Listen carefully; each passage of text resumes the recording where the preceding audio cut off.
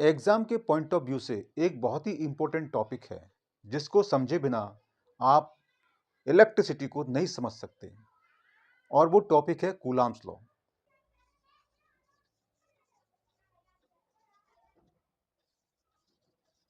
Coulombs law तो Coulomb's law क्या कहता है? The force of interaction, the force of interaction between the charges is directly proportional to the product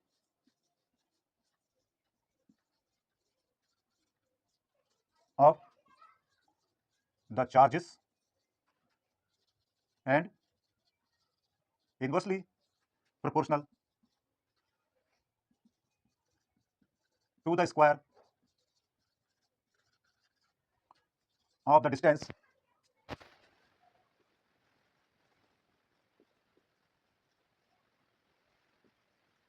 between them। तो देखिए ये definition हो गई, ठीक है। अब इसको हम कैसे फाइंड करेंगे? तो हम ये मानते हैं कि जो चार्ज है किसी डाइलेक्ट्रिक मीडियम में है, यानी कि ये चार्ज है इनके बीच में कोई ना कोई मीडियम है, जैसे कि पेपर हो सकता है, ऑयल हो सकता है, वाटर हो सकता है, या प्लास्टिक हो सकती है, या कुछ और भी हो सकता है।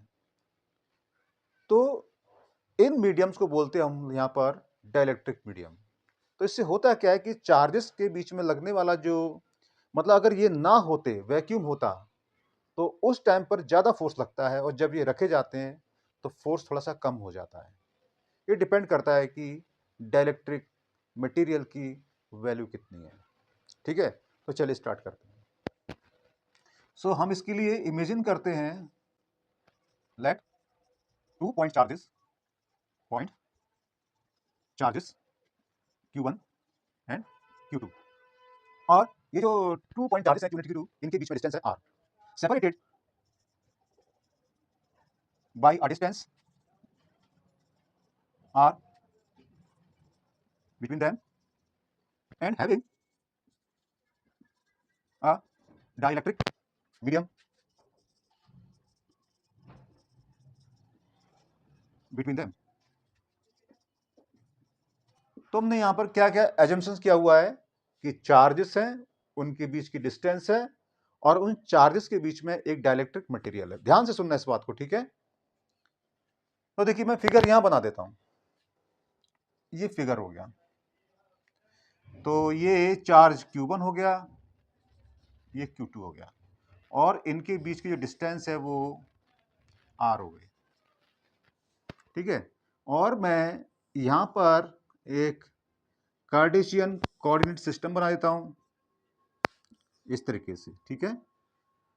तो इसको नाम दे दीजिए आप, इस पॉइंट को नाम दे दो A और इसको नाम दे दीजिए आप B, यानी कि A और B पर Q1 और Q2 चार्जेस रखे हुए हैं। अब देखिए अकॉर्डिंग टू डेफिनेशन, डेफिनेशन क्या कहती है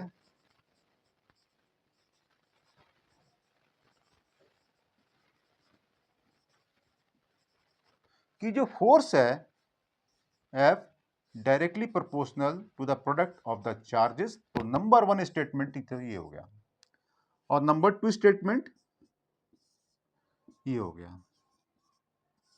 है ना। इनवर्सली का मतलब होता है कि जिसको भी बोल रहा है वो डेनोमिनेटर में आएगा, यानी कि डिस्टेंस को बोल रहा है इनवर्सली से पहले तो वो नीचे आएगा, ठीक है। तो 1/r²।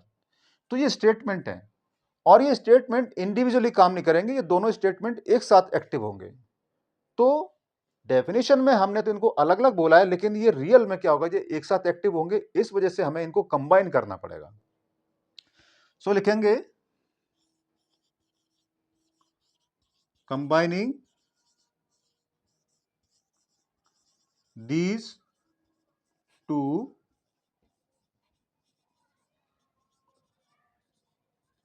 स्टेटमेंट्स। कंबाइनिंग कैसे होगा? कंबाइनिंग होगा F is directly proportional to the product of the charges and inversely proportional to the square of the distance between them। तो देखो ये एक साथ हो गए। अब ये हो गया, तो देखिए, आप जानते हो कि जब ये साइन आता है तो इसको हमें इक्वल करना पड़ता है, और जैसे हम इसको इक्वल करेंगे तो कोई ना कोई कांस्टेंट रखना पड़ता है। तो वो कांस्टेंट हम रखेंगे स्मॉल के।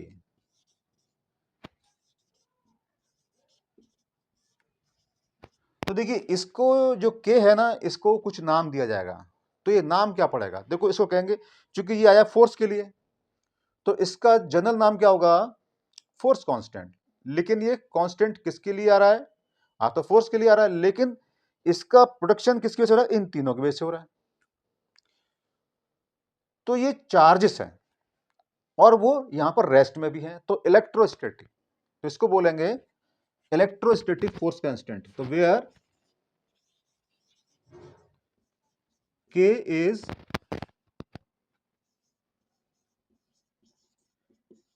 Electrostatic force constant. ये इलेक्ट्रोस्टैटिक फोर्स कांस्टेंट हो गया। अब देखिए, मैं इसको यहां पर लेता हूं, स्पेस कम है थोड़ा सा। ये अब देखिए, इस फॉर्मूले को हम यहां पर लिखते हैं और के को एक्सपेंड करते हैं, यानी कि के को भी आगे एक फॉर्मूले फॉर्म में लिखा जाएगा। तो अब लिखते हैं हम लोग एफ इज इक्वल टू, के की जगह रख देंगे हम 1/4 पाई एप्सिलॉन, और यहां पर आएगा Q1 Q2 upon are square. अब जो एप्सिलॉन है ना, ये इसका क्या मतलब है? ये आता है जब जब चार्जेस के बीच में कोई डाइलेक्ट्रिक मटेरियल रखा हो, तब आता है। और इसका नाम होता है absolute electrical permittivity of the intervening medium या डाइलेक्ट्रिक मीडियम। समझ में आ गई बात? एक बार फिर बोलता हूं, absolute electrical permittivity of the intervening medium, या इंटरवेनिंग मीडियम की जगह आप बोल सकते हो डाइलेक्ट्रिक मीडियम। तो ये इसका नाम पड़ता है। इफ जो एप्सिलॉन है, इसको हम ये लिख सकते हैं, और इसकी जगह हम ये भी लिख सकते हैं कैपिटल के। ध्यान रख लो, ये स्मॉल के है, ये कैपिटल के है। तो अब इनके क्या नाम पड़ते हैं? तो देखो, ये तीनों ही परमिटिविटी है। फर्क समझना जरा, ये तीनों ही परमिटिविटी है। इसको बोलते हैं क्या? Absolute electrical permittivity. इलेक्ट्रिकल क्यों बोला? क्योंकि ये जो वर्ड है, यानी कि जो सिंबल है, वो चार्जेस की वजह से पड़ा है, और ये सभी परमिटिविटी है। तो इसको बोला हमने एब्सोल्यूट इलेक्ट्रिकल परमिटिविटी। और ये देखो, नीचे यहां पर क्या है? छोटा सा जीरो है, इसको नॉट भी बोल देते हैं, और ये सबस्क्रिप्ट में है। तो जो भी सिंबल सबस्क्रिप्ट में आता है वो केवल सिंबॉलिक है, उसका कोई न्यूमेरिकल वैल्यू नहीं रखते। तो ये कोई न्यूमेरिकल वैल्यू नहीं रखेंगे, ये केवल सिंबलाइज है इस बात का कि ये अगर चार्जेस के बीच में कुछ भी नहीं है तो ये, और है तो ये। और ये क्या है? ये जो डाइलेक्ट्रिक मटेरियल है उसकी वैल्यू है। ठीक है? तो देखिए, इसको बोलेंगे, क्या बोलेंगे? परमिटिविटी। तो इसको बोलेंगे परमिटिविटी ऑफ फ्री स्पेस, और इसको बोलेंगे रिलेटिव परमिटिविटी। देखो, रिलेटिव परमिटिविटी। यहां पर आर का मतलब ये नहीं है, डिस्टेंस नहीं है, ध्यान रख लो। यहां पर आर का मतलब रिलेटिव है। तो relative permittivity of the intervening medium या डाइलेक्ट्रिक मीडियम भी बोल सकते हो।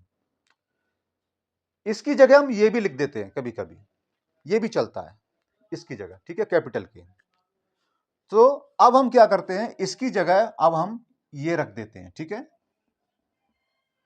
या ये भी रख सकते हो। चलो मैं ये रख देता हूं। तो F is equal to 1/4 pi epsilon nought capital K, और यहां आएगा K1, सॉरी, और यहां आएगा Q1 Q2 upon are square. तो एक फॉर्मूला तो हमारा फोर्स का ये बन जाता है, और एक कब बनता है? जब चार्जेस के बीच में कोई डाइलेक्ट्रिक मटेरियल हो। लेकिन अगर हम चार्जेस के बीच में से डाइलेक्ट्रिक मटेरियल को हटा दें तो फिर क्या लिखेंगे? तो लिखेंगे इफ देयर इज वैक्यूम, तो वैक्यूम है तो उसके लिए क्या लिखोगे, K इज इक्वल टू 1, यहां 1 आ जाएगा। So therefore F is equal to 1 upon 4 pi epsilon nought और Q1 Q2 upon R square. तो ये वाला फोर्स कब लगता है, ये वाला फॉर्मूला जब चार्जेस के बीच में कुछ भी नहीं है, यानी कि वैक्यूम है, तो ये वाला फॉर्मूला। तो आई थिंक आपको बहुत अच्छी तरह से क्लियर हो गया होगा। और एक बात ध्यान रखना, ये वाला जो फॉर्मूला है ना, इनसे भी क्वेश्चंस बन जाते हैं, ठीक है। तो आपको ये भी क्लियर हो गया और बहुत ही सिंपल तरीके से मैंने आपको बता दिया। अब अगले मैं वीडियो में क्या करूंगा कि इसी पूरे टॉपिक को मैं वेक्टर फॉर्म में बताऊंगा और उसकी हेल्प से मैं कूलम्स का थर्ड लॉ प्रूव करूंगा। और इसको वेक्टर फॉर्म में मैं अभी बता देता हूं और कूलम्स लॉ में मैं अगले वीडियो में इसको प्रूव कर दूंगा, ठीक है।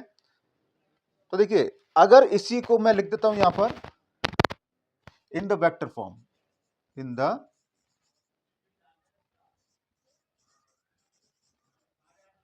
वेक्टर फॉर्म, तो वेक्टर फॉर्म में क्या करेंगे, देखो यहां पर एरो आना चाहिए, तो जब यहां आना चाहिए तो यहां भी आना चाहिए, लेकिन हम जानते हैं कि ये स्केलर है, ये स्केलर है, ये सब स्केलर है, तो ये डिस्टेंस ही खाली वेक्टर हो सकती है।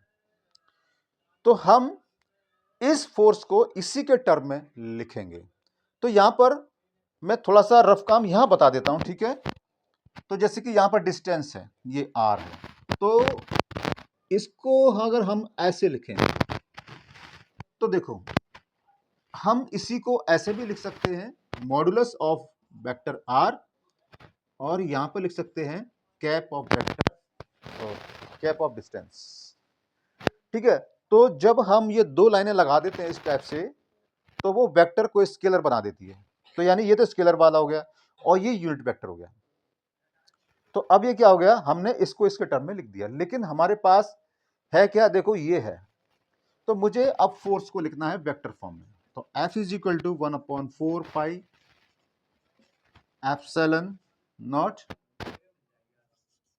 Q1 Q2 upon R square. तो इसको मैं एरो लगा दिया। तो यहां पर अब मैं क्या करूं, तो देखो ये नंबर है। अब जानते हो आप कि किसी भी नंबर में 1 का मल्टीप्लाई कर देने से उस पर कुछ फर्क नहीं पड़ता, और ये यूनिट का मतलब 1 ही होता है। तो मैंने यहां पर क्या किया, ये आर कैप लगा दिया। तो अब ये वेक्टर फॉर्म बन गया, ठीक है। तो यही हमारा वेक्टर फॉर्म है।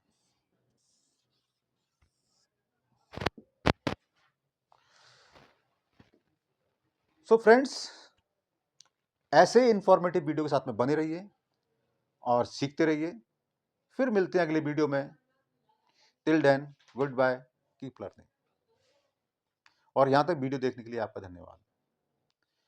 Thank you for watching this video this far.